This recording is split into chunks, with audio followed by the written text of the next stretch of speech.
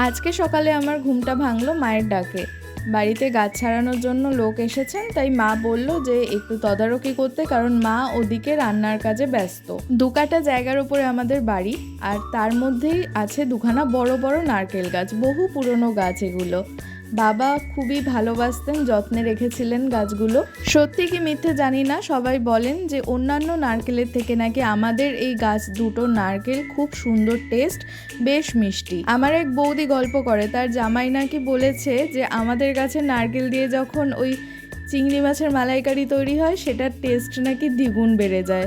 তা ওই বৌদি আসলে মোটামুটি মাঝে মধ্যে নারকেল 1-2টো নিয়ে যায়, যদি থাকে তাহলে। তাকেও ফোন করে বললাম আসতে, কারণ প্রচুর নারকেল পড়ে গেছে। এদিকে যে ভদ্রলোক কাজ করছিলেন, উনি ভীষণ সুন্দর কাজ করেছেন। এত সুন্দর গুছিয়ে পরিপাটি কাজ ওনার, না দেখলে বিশ্বাস করা যাবে না। বয়স তো ভালোই হয়েছে, তবুও যে উনি যেভাবে ধরে ধরে কাজগুলো করছেন, অতগুলো পাতা পড়লো, সেগুলোকে সব উনি সাইড করে গুছিয়ে রেখেছেন।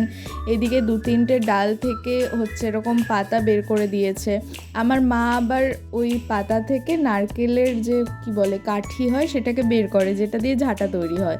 তো এভাবেই দিনের বেলাটা কাটলো। তারপর বিকেলের দিকে চলে আসলাম শপে। এসে দেখি ও মায়েরা দুজন ক্যাচ ক্যাচ খেলছে। তারপর দেখলাম ওষুধ এসছে নতুন, তো সেগুলোকেই গুছিয়ে রাখছে। এক ব্যাগ ভর্তি করে নারকেল নিয়ে বেরিয়েছি, আজকে বিলি করা হবে। আর আমার সারথি হলো পলাশ। তারপরে বেশ খিদে খিদে পাচ্ছিল, তো আমাদের এখানে দেখলাম যে বড়া পাও বিক্রি হচ্ছে। একটা কম বয়সী ছেলে একটা টেবিল বসিয়ে একটা নতুন স্টার্ট আপ করেছে, দেখে আর লোভ সামলাতে পারিনি আমার। উনি যখন ওনার ওইখান থেকে আসেন, তো উনি আমার জন্য বড়া পাও নিয়ে আসেন। আমি খেতে ভীষণ ভালোবাসি, তো এখানেও পাচ্ছি দেখে তো আমি ভীষণ খুশি হয়ে গেছিলাম। একটু ডাউট ছিল টেস্ট কেমন হবে, তবে খুব একটা খারাপ হয়নি, ভালোই ছিল। তারপরে পলাশ নিয়ে এসেছিল এই কিউবটা, কি যেন একটা বলে, পাজল কিউব না কি একটা, রুবি পাজল মনে হয়। তো যাই হোক, সেটা নতুন নিয়ে এসেছে। এসে আমাকে বললো, দিদি তুমি এটাকে এলোমেলো করে দাও, আমি এটাকে গুছাবো। আমিও অত্যন্ত আনন্দের সাথে জিনিসটাকে এদিক ওদিক করছিলাম, চেষ্টা করছিলাম সব কালার যেন মিসম্যাচ হয়ে যায়। তো এটা বেশ রিফ্রেশিং একটা ব্যাপার।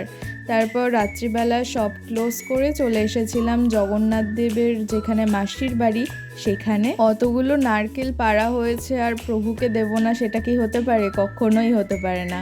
তো এখানে নারকেলগুলো দিয়ে তারপরে চলে গেলাম বাড়ি।